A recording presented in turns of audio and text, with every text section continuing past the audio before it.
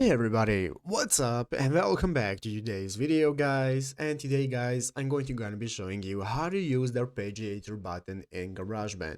This is a very simple thing to do, so make sure to watch this quick and easy video till the very end, follow my steps correctly so you can make sure that this works the same for you and you can do this yourself. But yeah guys, let's get straight into it. So the first thing you want to do is to go ahead and open up the official GarageBand application on your mobile phone if you're not already. If you do not have the application, just go to the App Store and download it. And after opening it up, you'll be greeted by this main page right here, which is the home page where you can find all the instruments you can play. You have the audio recorder right here as well, and so on.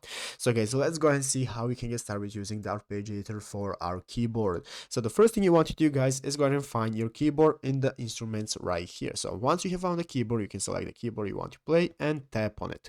After tapping the keyboard, this is going to open up this new recording menu where, as you can see at the top of the screen, we have the big red circle that's going to enable us to start recording and so on.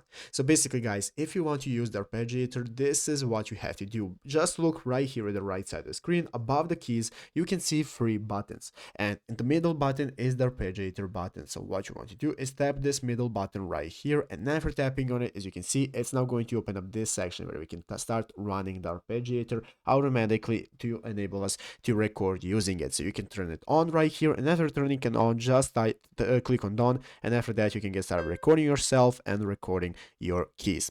But yeah guys, basically that is how to do it. So I hope this video was helpful. If it was, make sure to leave a like, subscribe to the channel. So you guys, thanks for watching, take care, and bye.